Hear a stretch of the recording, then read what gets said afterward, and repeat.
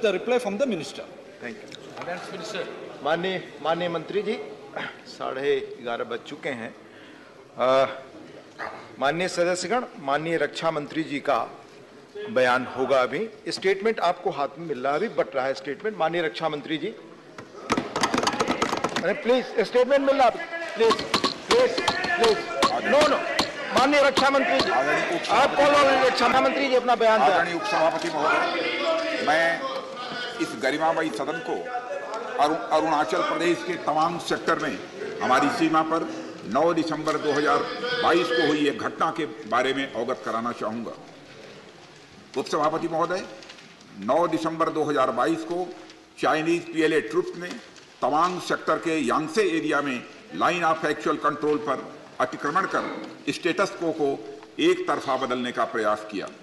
China के इस प्रयास का हमारी सेना ने दृढ़ता के साथ सामना किया। उपसभापति और सदन को यह भी बताना चाहूंगा, इस फेस ऑफ में हाथापाई भी हुई और भारतीय सेना ने बहादुरी से पीएलए को हमारी टेरिटरी में अतिक्रमण करने से रोका और उन्हें उनकी पोस्ट पर वापस जाने के लिए मजबूर कर दिया।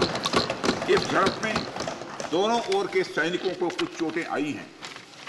उपसभापति महोदय, मैं इस सदन को यह बताना चाहता हूं कि हमारे किसी भी सैनिक की न तो मृत्यु हुई है और न ही कोई गंभीर रूप से घायल हुआ।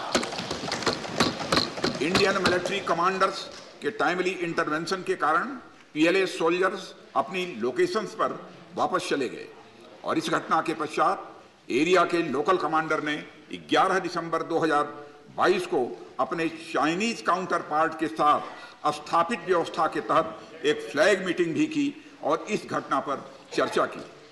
चीनी पक्ष को इस तरह के एक्शंस के लिए मना किया गया और सीमा पर शांति बनाए रखने के लिए उन्हें कहा गया। इस मुद्दे को चीनी पक्ष के साथ कूटनीतिक स्तर पर भी उठाया गया है। उपसभापति महोदय, मैं इस सदन को आश्वस्त करना चाहता हूं कि हमारी सेनाएं हमारी भौमिक अखंडता को सुरक्षित रखने के लिए पूरी तरह से प्रतिबद्ध हैं और इसके खिलाफ किसी भी प्रयास को रोकने के लिए सदैव तत्पर हैं।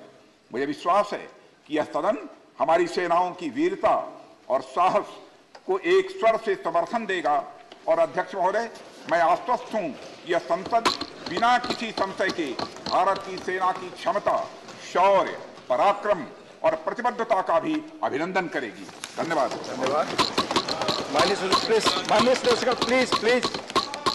माननीय रक्षा मंत्री के अरुणाचल प्रदेश के तवांग सेक्टर में 9 दिसंबर 2022 को जो घटना घटी उसके बारे में एक विस्तृत वक्तव्य सदन के समक्ष रखा है।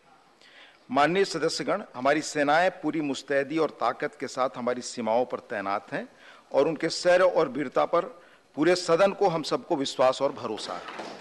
देश की सीमाओं की सुरक्षा और संप्रभुता के लिए सर्वोच्च बलिदान देने में भी हमारे सैनिक सदैव तत्पर हैं और रहेंगे। माननीय सदस्य, यह एक संवेदनशील विषय है। जैसा माननीय रक्षा मंत्री जी ने बताया, सरकार उत्पन्न हुई स्थिति को पूरी गंभीरता के साथ ले रही है और सभी आवश्यक कदम उठा रही है। मुझे विश्वास है कि इस संवेदनशील मुद्दे पर पूरा सदन एक है और एक मत से हम यह संदेश इस सदन से देना चाहेंगे कि देश की सुरक्षा की चुनौतियों का सामना करने में सभी दल और पूरा देश एक साथ है। माननीय सदस्यगण, मैं आपको बताना चाहूंगा इस सदन के अतीत के कुछ उदाहरण। सेशन नंबर 210 में 6/3/2007 को Naxal attack on Shri Sushil Kumar Mahato MP Lok Sabha, इस विषय पर। फिर सेशन नंबर 212 26/11/2007 को सीरियल बम ब्लास्ट यूपी। फिर सेशन नंबर 215 13/3/2009 को फॉलोअप मुंबई टेररिस्ट एक्ट। फिर 215 सेशन में 18/2/2009 को सिचुएशन इन श्रीलंका। इन संवेदनशील विषयों को देखते हुए क्वेरी पूछने के, बहस करने की आगे